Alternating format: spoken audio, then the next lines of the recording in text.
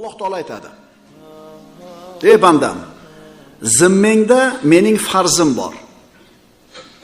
Mening zimmamda seni rizqing bor. Meni farzimda, ya'ni buyrug'imda xilof yo'l tutsang ham, rizqingni berishlikda men senga xilof qilmayman. Meni seni ustundagi haqqim farzlarimni bajarishing, shariatimga amal qilishing, shariatimga.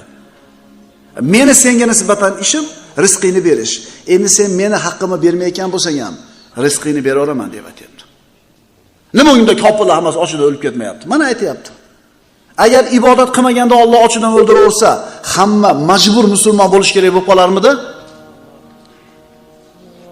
Sen banda kim bo'lishingdan qat'iy nazar yeb ichib yurasan, tijorat qilib pul topasan. Shuni o'zi Alloh seni yaxshi ko'rganligini belgisi emas. Sog'san, kuch-quvvating o'rnida, 3-4 chaqing bor. Bu Alloh seni yaxshi ko'rdi degani emas hali. Chunki Qorunga juda ham katta boylik bergan. Kofir edi.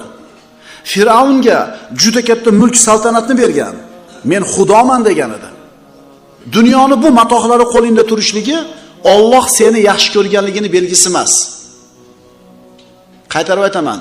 Dunyo matohini qo'lingda serob bo'lib turishi, taningni sog' bo'lishi, hayotingni zo'r bo'layotganligi Alloh seni yaxshi ko'rganligini belgisi emas.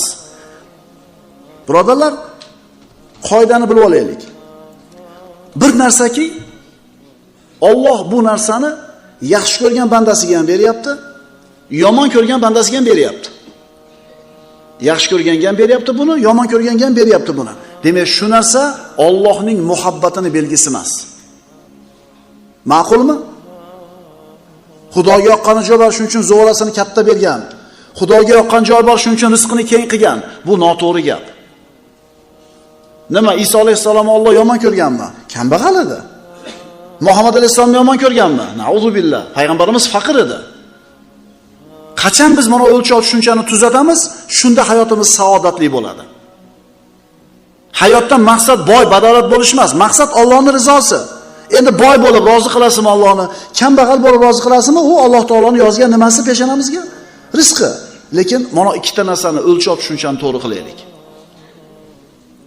Demak, Alloh taoloning in'omi, rahmati butun mahluqotlarga berilaveradi. Ammo muhabbati faqat mu'minlarga bo'ladi. Ya'ni Alloh taoloning rahmatidan kofirlar rizqini yeyapti. Alloh taoloning rahmati borligi uchun odamlarga mushriklar ham bola chaqali bo'lyapti, pul topyapti, hayotda yaxshi yashayapti. Rahmati hammaga bo'lyapti. Ammo muhabbati kimga bo'ladi faqat?